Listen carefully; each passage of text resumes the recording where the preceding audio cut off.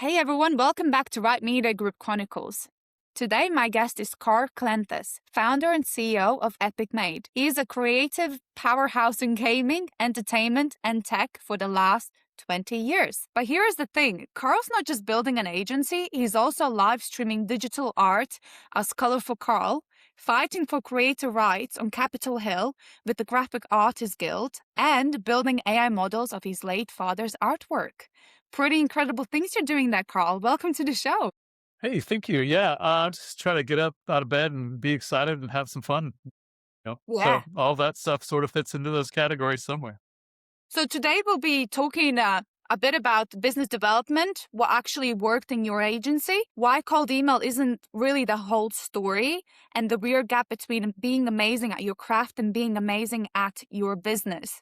So, Carl, would you mind to just introduce yourself to the audience? Tell us about your experience, a little bit about your agency. I started my company in 2006 while I was in school, getting a fine arts degree with a concentration in graphic design. I picked that because I loved art. My dad was an artist, and my whole life's kind of been surrounded by his art. But he's also like a business and marketing guide. Owned a lot of restaurants, had a lot of entrepreneurial ideas, used entrepreneurship into me and both my brothers at young ages. And we own several businesses now. None of us have ever really been employed by anyone. So, I'm 40, but I think my brothers are 39 now. They're twins. But anyway, so like these ideas were infused into us early on. But I started this company in design school, getting people to pay me to do my homework. Essentially, I would have like a website project or something like that. And my friend started a restaurant. One of my friends started a surf shop. So I was like, hey, you guys need a website? Boom, boom. So, they paid me a few $100. And like I used this as a class project when my teacher, Robert McCullough at the time, loved the idea, thought that was exactly what I should be doing. So I leaned into that and just started building it up from there. And it's been a fun journey. I early on, I didn't have a clue what I was doing, as you can imagine, 20-something-year-old college student, 20-year-old college student. I have a lot of big ideas and like bravado of like what I could do. I didn't know what the fuck I was doing. I was just winging it. But we were able to build the business up. My wife has been like a constant force of she's a real strategist. But also just like supports me, sees what I'm capable of, and always like, had my back to pick me up along the ways because God knows I've face flopped so many times. But so I built the business up over the years. We ended up like rebranding around 2015, became Epic Made. Before that we were Creative Art and Design Studios, and I just like made something generic that was like, oh, this is what a marketing advertising agency should do. I didn't even know what that really was, or the differences between marketing and advertising and design and all the things. Was just like, yeah, whatever. If I can make it in Photoshop, I'll do it. So it was a fun journey. That's led us to where we're at now with Epic Made, where we work in gaming, entertainment, and tech mostly. We really specialize in animation, illustration, brand work. But basically, when it gets into the brand work side, for me, it's in our team, it's more about like telling the story and building out a world that surrounds, whether that's a fantasy world that we're helping you write a story in for a comic book, or there's still a world and a branding and a positioning and a story that you're trying to tell with every single business. So we sort of approach it from a storyteller mindset, no matter if it's like full on fantasy storytelling or like, hey, we're trying to help you position yourself in a B2B world.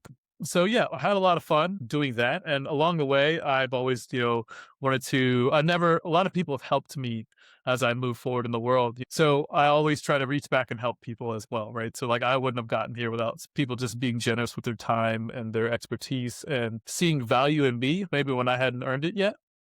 So I always try to do that. And that's part of what I do with the guild too. It's like I volunteer on the Graphic Artists Guild. It's a national nonprofit trade organization. We do lobbying and advocacy work. Right now, we're deep in the fight for intellectual property rights in a post AI world and what that would look like. We're helping creating a position on ethical ways to use AI and what to be thinking about when you use generative AI of any sort.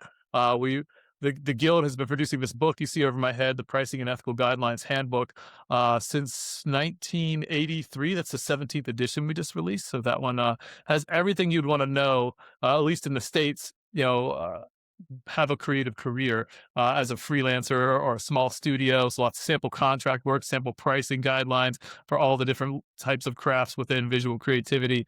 Really comprehensive, really extensive book. And I had a bunch of contributions in there to the Web3 side of things, as well as AI. And I'm on the advocacy board as well now, committee, excuse me.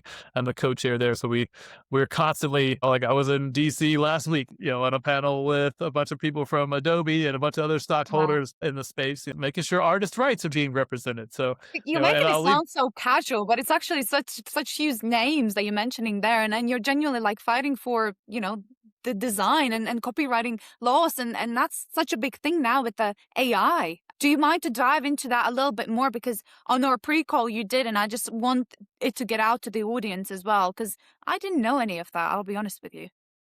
Yeah, no worries. I think the biggest thing, in order for artists and creators to like be able to really make money in the space, in order for their work to even have value, like someone has to be able to own and control the copyright. And so, a lot of times when designers work, they do work for hire, where the studio purchases their time and they sell the work along with the intellectual property rights to that work so that they can then own it and protect it themselves as a corporation. Or if you're working through to another studio, a lot of times they'll resell that work. And that's the model we work with our staff and our clients, right? But if we don't allow copyright laws to stand and we don't make sure that all artists' work that is being scraped to put in AI data sets, when I say artists, I mean all people who author things, like human authored is what it's called in the United States as far as copyright protection. So if a human created a thing, it innately has intellectual property right laws. I'm not an attorney, so there might be some gaps, but the big picture here is on point, but the terminology might be a little off. But long and short of it is, if I make a thing, I am the author of that thing, whether it's a photograph or an illustration or something I wrote. Thus, I own the intellectual property rights and have say on how it's used in the world, right? What's gone on with these data sets is they scraped massive amounts of stuff from the internet and they didn't give any compensation to anyone. They didn't get any consent from any of the people whose work they took. And there was no credit even given to them. And furthermore, we're not even allowed to have transparency on the data sets going, hey, what is actually in here? Like, we need to be able to know what you took to make this thing before you're allowed to put it on a commercial market. So we're trying to have that fight. So step one is with the guild, and that's the official guild stance, is that we absolutely need transparency in data sets. So we're trying to support legislators and pushing those laws and encourage the big tech companies to adopt those things, maybe without legislation. Like, I'm happy for a solution that is just works, right? I don't care if it goes through legislatively or if it is just like all the tech companies like, yeah, we absolutely need to do this, and it's an ethical stance. Right now, it's an ethical stance because there's no laws to support it. So, well, Yeah. we're still figuring out how the law is being interpreted because there's some details in there. So that was a diatribe. Let me know if there's anything you want me to unpack in that. Carl, my question is, I think you mentioned that you have currently 11 people in your agency. You've been running your agency for 20 years, and you also do Colorful Carl on Twitch as well as. Now, most founders will call that insane. How do you actually find the time for all of it? Well, I'm insane for starters. So there's that. There's also a gardening patch you have out there, which you mentioned is like a jungle. So you also have that on the side. So I'm just wondering, how do you do it? Tell us your secrets. Yeah, I grow a lot of food. I did a thing where I picked all my favorite things in the world and turned those into the things that are actually part of my vocation and my profession, right? So, like, I love creativity. I can't not create everything around me. Like, I got a 3D printer. I got every kind of tool you can think of in the garage. I built my desk with my neighbor. I built my wife and I built our couch. Like, I need to replace my roof last year, ripped it off and did it myself with my cousin. So I love to make things in the world. So, this is just part of that, if that makes sense. And, I don't do a whole lot of other things, right? Like, I have a wife and a son, and, we spend our time together and like have, a lovely family, and I'm blessed with that. But like, I don't, if I basically run this business and I volunteer a little bit and I have my podcast and my live stream and I'm a hot yoga enthusiast and I'm in the yard. And after that, like, there's not really much else that I do. Like, like, that's my whole life. Like, I like to go on adventures and stuff like that too. But all this stuff feeds. So I think the important part to think about is like, okay, yeah, if I do a shitload of sales calls, like I get tired, a little drained. If I Oh, take 8 calls a day, which does happen frequently, unfortunately. But I'm also not on the production team anymore, right? Like, so when I started this company, it was all me, right? I don't do any production for the company anymore, which was a double edged sword, right? Because I'm an artist, I need to create things, as I was just saying. So that is why I ended up spinning up Colorful Carl, this brand that is, my artist persona, where I do my live streams and I do the podcast, Pixel Retentive, and the live streams I do every Wednesday, and it's just me filling my cup. Like I literally love it. Like I'll do one tonight at 7 p.m. And I'm just gonna keep finishing a drawing that I started last week, and it's all inspired by my late father. But it's like I started the series where I hadn't done real physical art in a while, so I started so this beautiful. Wow. um, November before last, and then I And do took you it do it by digital and hand? finished it. Yeah, oh yeah, this is watercolor Mhm. and pencil. Wow. So then I took that digital and I finished it, which I don't know if you can see it on your screen, but it's up there. But here's a bigger version. I printed it out and blew it up. So, like, I just like the idea of changing medias, right? So, like, I scanned it Wow. in and I finished it digitally in Photoshop. So that was super fun. And I call this natural surrender because I was actually like high on pain meds from my knee surgery in bed, and it was just like letting it all go, you know? Wow. So, yeah, I got my third ACL surgery. I was just about to turn 40. So it was like a little bit over a year ago. I turned 41 a couple weeks ago. But I just like I was having a moment, so I had to like kind of dial it all in and think about life. And anyways, like I haven't done a actual artwork in forever. It's all digital, so I did You that. know what? I've seen you do this exact one. I think it's on your YouTube channel. It's like It is. hours long, but it's like you just like doing it. Yeah, I just do it on the stream and talk to people, and sometimes I get, like, 2 people on the stream, whatever. Sometimes there's been, like, 150 people live on the stream before, which is cool. But I've been doing that for about 4 years, and that, for me, fills my cup, right? So it's important Yeah. that I realized that I started feeling burnout, and, like, I love people, and I love talking, I love doing podcasts, like, I love sharing my thoughts, like, I'm half Greek, and it's like I can't help but philosophize sometimes, you know what I mean?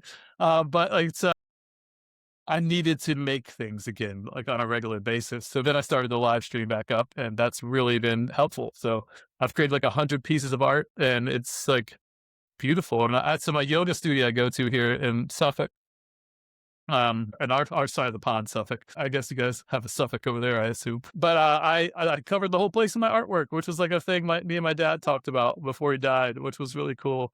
So that was like a bucket list thing. Like he was like, Carl, the studios would love our art. We should do this. So I like took Yeah. pictures of all the staff and like their favorite pose, and then layered my dad's artwork in it live on YouTube and Twitch. I simulcast everywhere, but I just like made these beautiful pieces of art, and now there's like 10 of them on the wall, and then I get to go in and see every day when I do yoga. I literally cried when I hung them all up. It was beautiful.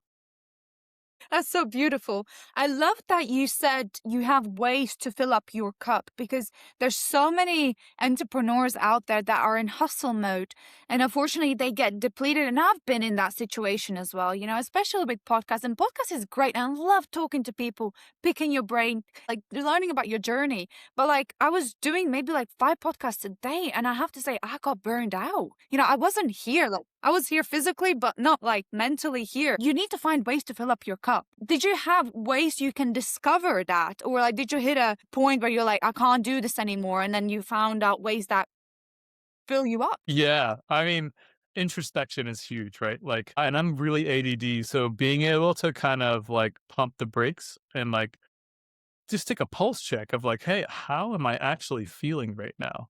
And then like once you start doing that more, you can start noticing patterns. Well, like I feel good when I do a podcast, and 2 podcasts is cool. 3 podcasts, I start to get tired. After 5, like I don't want to be here. And if I do that more than one day in a row, it's like I'm no longer having fun, right? So, Yeah. people talk about that work-life balance thing, and then you have some people talk about, oh, you just gotta hustle and grind, and like, Yeah. you have to, right? Like the people that think you can just hold your foot to the pedal, pedal to the metal, they're in their 20s. They might be in their 30s thinking, "Oh, I'm never gonna get young, or never. I'm always gonna be young. I'm gonna have to." No, like you hit a fucking wall. Yeah. at some point, and Yeah. I've done it. And like I hit a wall last year. I really did because I was going too hard and everything. I had a lot of financial stress going on with some clients, and I literally had to. I put down the podcast for like 3 months. I put down I put down the podcast for like 2 months. I put my live stream down for 3 months, and I've been doing it for 4 years straight, like Yeah. religiously. I put pause on like almost everything. The only thing I just was like, I'm gonna spend time with my wife, my son, do Mhm. yoga, and then the minimum things I can do with the business. I even had to step back from the guild for a couple months because I was just Mhm. stressed out and I wasn't filling my cup. But filling your cup for me is just paying attention to what makes you feel good. Like for me, I like to check out and play some video games every once in a while. Like I'm playing Lord Yeah. of the Rings Return to Moria. It's fucking excellent. I love it. And it lets me just zone out. I'm just a little Yeah. dwarf mining Yeah. some rocks and like, I'll kill a couple goblins. And like, I'm not thinking about anything else for like 2 hours, which is amazing because my brain never turns off. So if I can Mhm. hyperfixate on something that allows my nervous system to calm down, that has a lot of value.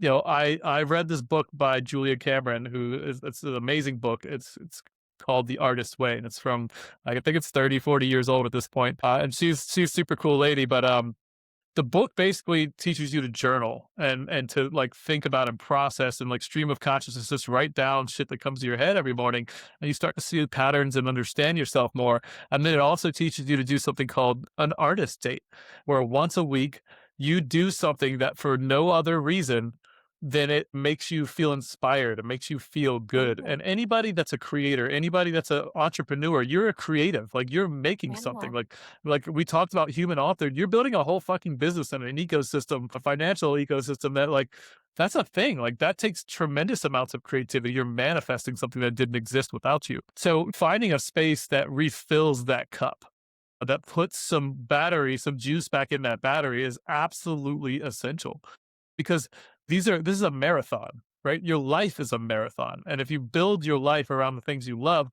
you got to figure out how you stay charged and balanced because you will Mhm. break. None of us are unlimited. And I, Yes. I used Yeah. to think this, like I used to be like, oh, go, go, go. I'm 20 hours a week. One time in my 20s, I didn't take a day off for, I mean, literally Friday through Monday through Sunday. I think I worked like 80 days straight. There's times where I worked 20-hour days back to back, just take a 4 hour nap and get up and do it again. Jesus. It was probably never healthy, and sometimes you gotta do what you gotta do, right? Like, I didn't have the money to hire people to help me. I didn't, and I had limiting beliefs and limiting relationships, right? Like, and that's basically what kept me kinda, in a different space. Now I have a lot more leverage because I've built a thing that people wanna be a part of, and, like, I've got people who are happy to join and, like, be on this journey with me, and people think that, like, you can only bring someone on your team if you're like, "Oh, I'm gonna pay you more than everybody else." And it's like, I've never paid anyone on my team more than they can get paid somewhere else. But what I have done is built a system where they felt appreciated. They felt like there was unlimited upside potential, and they knew what direction our ship was sailing, and they were happy to be on the journey with me, right? And they, a lot of transparency, a lot of like, just like, hey, you're my peer. I own this Mhm. company, but at the end of the day, like we have aligned interests. If we both if we both want what is best for the company, and we work together for that shared goal, like we want to get this ship Epic Made to that place where we're sailing. So if you're on board, get on board. Let's go. So that's kind of how I've built the team and leadership on that side. So I Yeah. just So rambled a whole bunch of shit for you. So no, no, no, that's fine. That's a lot for me to pick on. I'm like, which direction we gonna go in now, right? But you've given me a lot. I love your team structure, how you mentioned that, because it's important for you guys to be aligned on the main goal. And I'll be honest, I was working for companies beforehand, and I didn't really know what am I here for? Am I really making a difference? What's the goal they're trying to achieve? I was just there and I was present, and I didn't really have a purpose. And that's the last thing you want to have as an employee. yeah. Yeah, 100%. I mean, if you're a small company and everyone, by small, I mean like you're less than, let's say, 20 people, and everyone doesn't like really know exactly why they're there and what value they bring to the table, like that's a missed opportunity because everyone on my team is amazing at what they do. And I don't care if they're art director or creative director, if they're just an illustrator, or if they're just, they just do, finishing animation, or they're my assistant, or they just edit our podcast. Like they all have an expertise and they all really care about the craft and they want to do the best they can. And all of us are always coming to each other with like, hey, did you see this new tool? Or do you check out this new trend? Or like see this new thing? Or like, oh, isn't this cool? What if we took that and did this, right? And just try to keep each other inspired because we don't have an office. So we all work, most of our Mhm. communications through Slack or video chats. And but I love the way that I built this company because it's artist by an artist, right? Like we absolutely nurture everyone in here to have a lifestyle that like is conducive of the best creativity and work life balance. Like I don't like you're not making cool shit if you're burnt out, like ever. Ever. Like if you're burnt out, you're not putting your best work out. There's no way possible. So True. I try to make sure that we never get there. And like, that's Yeah. impossible, right? But the goal is like, hey, we're on a sprint right now. We all acknowledge that we're sprinting right now. And when this is done, we're all gonna take 2 weeks off. Like, and Yeah. just everyone still gets paid, right? Like it's like Yeah. we've Yeah. I've done Yeah. a lot of stuff like that. Of But I course. think the other part is I delegate all the stuff I'm not great at, right? Like I was Mm. on the art team for forever. I was the artist, like, and then I'd be brought in Ross, and I brought in a bunch of other people. Ross has been with me for 14 years. I hired him right out of art school. I think I was paying him like $200 a month. So like, hey, come do some art for us. And now he's our creative director and project manager and runs the whole creative department. But because I've been able to do that, I don't do any work on projects, right? So that was that double-edged sword I talked about before. Where now my creativity is not, I'm not scratching that itch. So I had to start the live stream, but that also allows me to have so much more free time where literally Ross can take projects from sign the deal and then he starts it and gets it done and delivers it. And like, I don't have to touch it. So that's a big part of it, right? If I still felt the need to like be in the work all the time, I couldn't do all the things I want to do, right?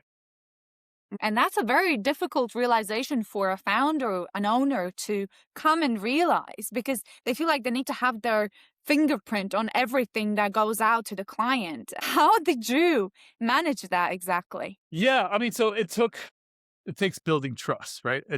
But it also takes like being okay with. So when you bring someone new on, they're never going to do it exactly like you did, right? But Yeah. what you're looking for is, do they know where we're going? Do we have aligned interests? Do you think they really have your back and have the business's best interest in mind? And then do you trust them? Are they smart? Like, do you think that they get it, right? Do they get the big picture and do they know where they're going? And then you go, all right, well, this is how I do it. And this is what works best for me, but it's going to be yours now. So I need you to figure out this process and make sure it makes sense.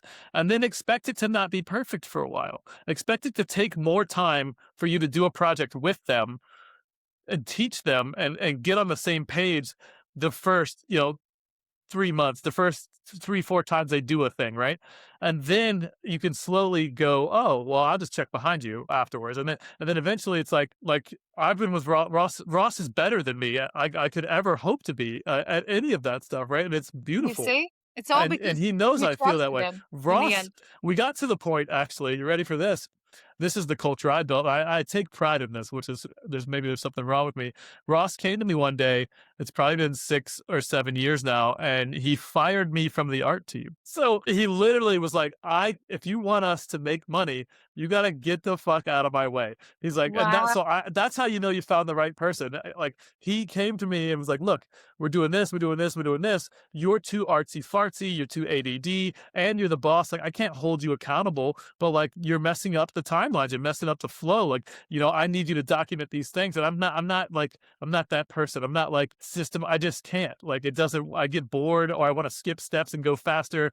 And anyways, long story short, that was the best thing that ever happened. But if I didn't have a culture that I built where Ross knew it was okay to do that and knew that like he was going to come to me with, hey, this is what's best for the business. And I was going to go, yeah, you know what? You're absolutely right. Because no one else on the team has ever been as good as me at building relationships and at doing Mhm. business development. And that's a lot of times where the founder's really hard to replace.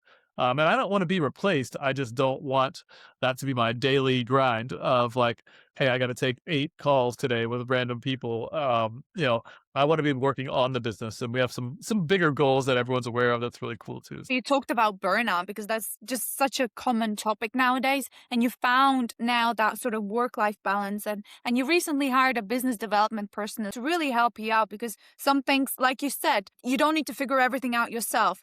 Hire somebody to help you figure it out or have another outsider's perspective to help you and improve the business, take it to that next goal that you're trying to reach. Absolutely. Yeah.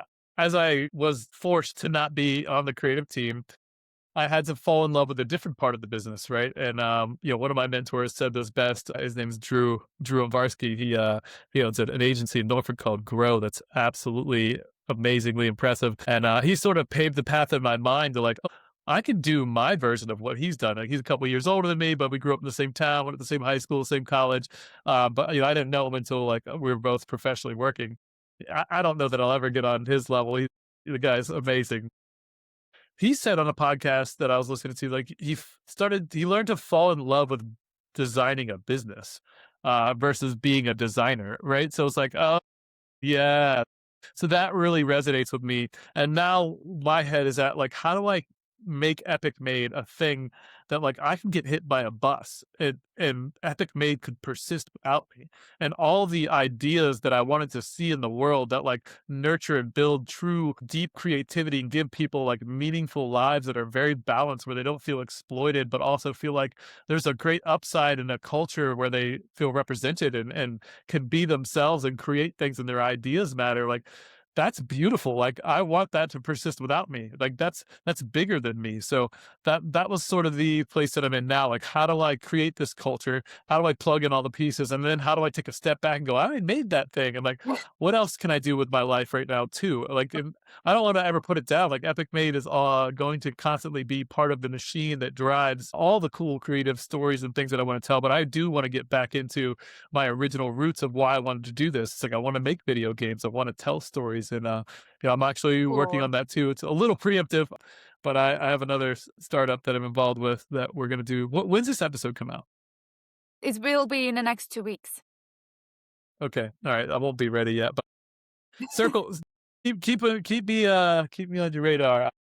Putting out a game building platform that's going to be pretty cool with some A partners that game I just got building involved with. platform. Yeah, it's a DIY platform, sort of at the intersection of like Roblox and Fortnite Yeah. and Minecraft, and it's pretty ambitious. It's already built. It's working. Not quite ready to launch it, but yeah, we can circle back. Yeah, that sounds pretty cool. I can't wait for it to come out.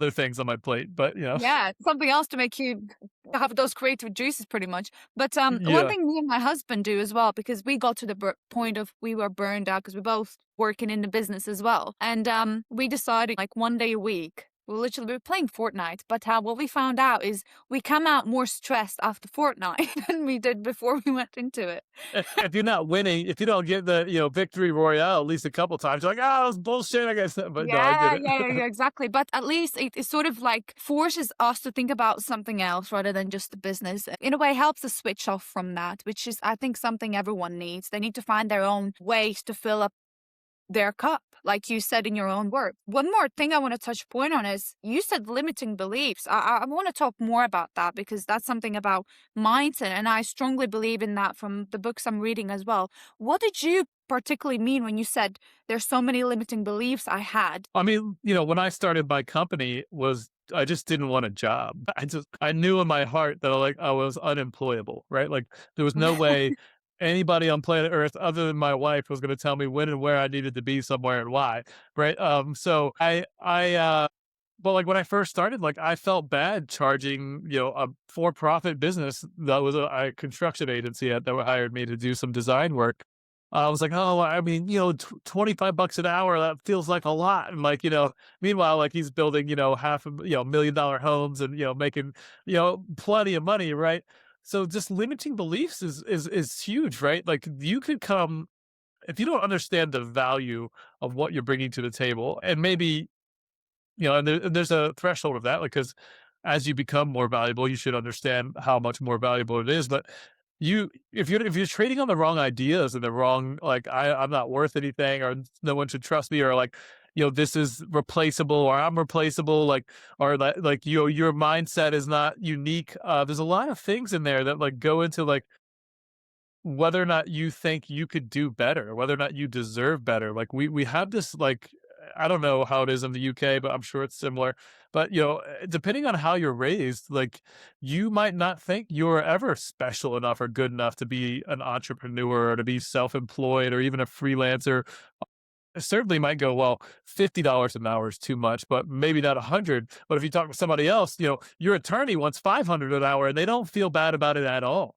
But that's a cultural thing. That's a limiting belief that they don't have. Like, oh, well, you should start feeling bad at 750 an hour or 1,000 an hour, right? But it's just, where's your head at? some of the most profitable agencies and marketers in the world like take a percentage, right? They go, "Hey, here's your baseline. You're at 500 now with us. We're going to want 50,000 to set up this campaign, and then we want 5% over everything you get beyond that, right?" And there's no limiting beliefs there. They're like, "Hey, watch us soar." Like a friend of mine has an agency where like they were working with some companies and like COVID hit, they needed to take some risk, and they're like, "Hey, look, we're taking on 3 clients, fully zero cost upfront, 100% performance. And if we, do XYZ, then, we want this off the top, right?" And so they brought on 3 companies, right? 2 of them they lost money on, right? But the third one, they made so much money, it was way more than they'd make on all the other ones. Oh, wow. So it's like thinking about that, like this the Yeah. limiting beliefs, right? Oh, well, no one will pay for that. Well, they will if you position it right. Yeah. Has value to someone after you're done explaining it, they'll pay you what that value seems like it is, right? Like, so just not understanding like how the world works can limit your beliefs of what you're capable of making or what the value of money even is. Like it's crazy when you start talking to people with hundreds of thousands, millions of dollars businesses with departmental budgets in the millions. You think asking for 10,000 is a lot of money, and they're like, "Oh shit, we're going to pay 40." So Yeah. 10,000 is great. So you just left 30K on the table, and it's, well, should you not get that? But like limiting beliefs of how you communicate and what value you bring to the table determines how much you charge a lot of times. Yeah, I mean, one more thing to add into that, but especially with entrepreneurs, if you didn't come from money and you saw your parents struggling with like groceries or paying their rent, they were always on a full-time job. You're not gonna think, okay, I can be an entrepreneur, I can make hundred K a month, because that's not something you've seen growing up. So you don't even know that world's available to you unless you put yourself out there, you explore, you read the books.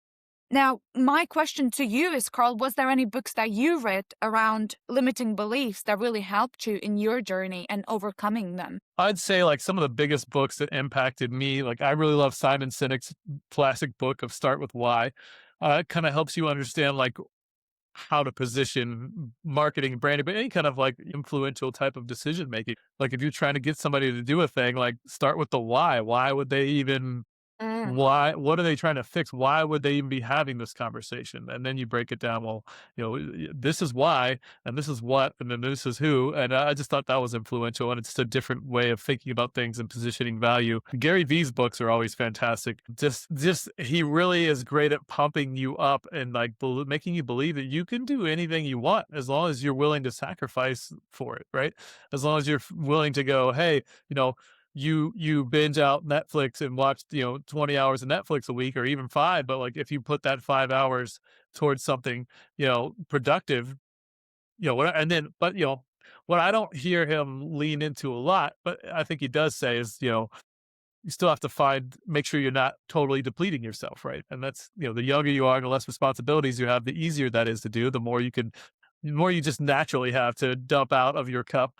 But, that does lead to burnout. Just, then checking out and watching some Netflix does help. But like, did you need to do 10 hours? Would 3 have done it? And you could put 7 towards, your side hustle that could become a full-time thing or, Yeah, just yeah. become reasonable. You don't like take the mickey pretty much, right? Because you're not gonna get closer to your goal by watching Netflix, but it is gonna help you to relax. So maybe you can come back stronger to your business. So just finding the balance that really works and complement both of them pretty much. My question to you, Carl, is growth is something you're trying to get in your agency whilst also making sure your processes are efficient so you can remove yourself and the business still runs on autopilot. How is it that you connect with your prospects and your clients right now in your agency? Yeah, I've been desperately trying to find a thing that works for years and years and years, like my whole adult life, right? I started this when I was 20, I'm 41. Everything works and nothing in gross quantities, if that makes sense, right? So, like, I use my podcast to build relationships just like you're doing, right? So, this is always very helpful. And it's great and everybody wins, right? Like I'm not expecting to get like a whole huge exposure out of this and like whatever, but like there's going to be some great little clips and pieces of content that we'll both be able to share and that will go to both of our networks and help both of us get exposure through each other's networks, right? That's why this networking podcast space has blown up so much. A lot of us are doing It very has. It effective tool. really has. Yeah. Yeah, and you and I have talked now for an hour, right? So it's like more than once, right? So it's like now we know each other, which is way better. And like if you had to hit me up and said, "Hey, you should learn about Right Media Group, and we do X, Y, Z," and blah, blah, like those, no one's here for that type of marketing anymore.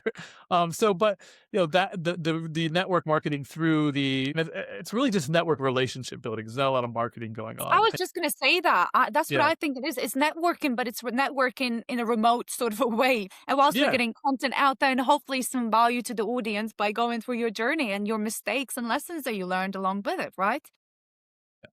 So that's been helpful. And then, we do a lot of outreach on LinkedIn. Sometimes we invite people to the podcast but sometimes we just reach out and say, "Hey, this is who we are. This is what we're up to. We'd love to just do a networking chat with you."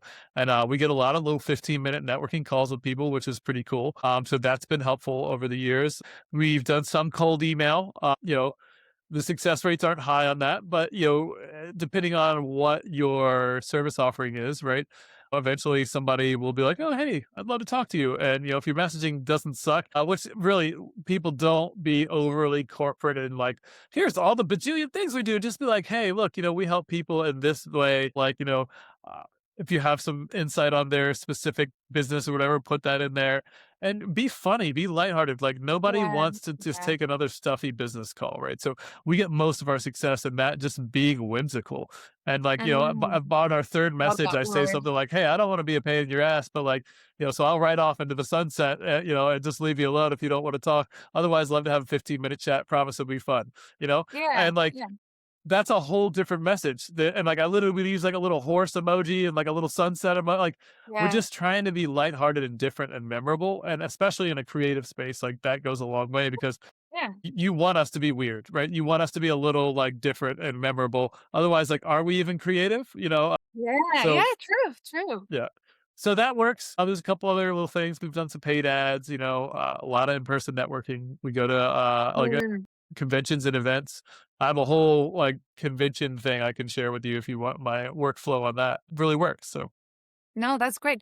Carl, my last question to you is what is your goal for the agency end of 2026? Have you set any milestones for the business? yeah, I'm hoping that we can increase our revenue again by about 50%, which would be cool.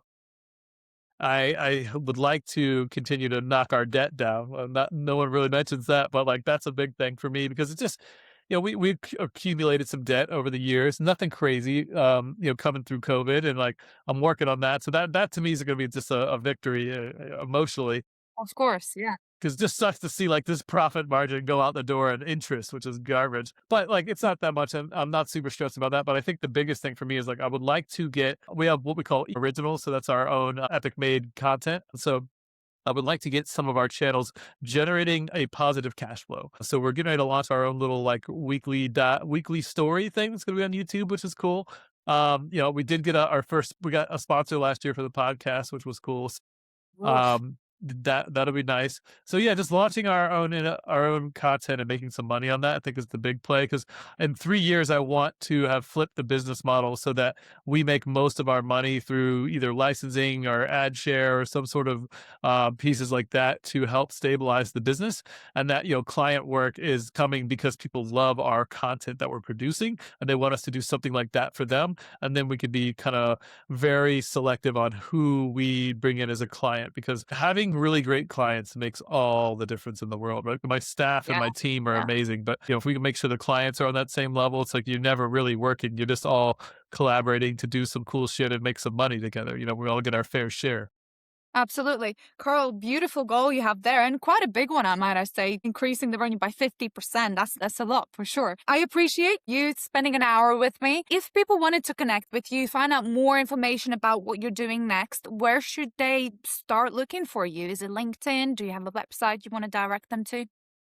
Yeah, I mean, colorfulcarl.com is my personal brand site. There's links from there to my live stream, to my podcast, to Epic Made and all the stuff we do there, as well as to the Graphic Artists Guild. There are also links to, I think, my LinkedIn page. You can find me on LinkedIn. It's Carl Cleanthes. My last name is Cleanthes. Probably could find me with Colorful Carl on there as well. So, yeah. Anywhere there, I'm always happy to catch up with people Amazing. and, get to know more people in the space. Thank you so much, Carl. I appreciate it. So, for anyone who's watching, if you enjoyed this episode, please like and let me know your favorite takeaway from Carl down below in the comments. Thank you for watching.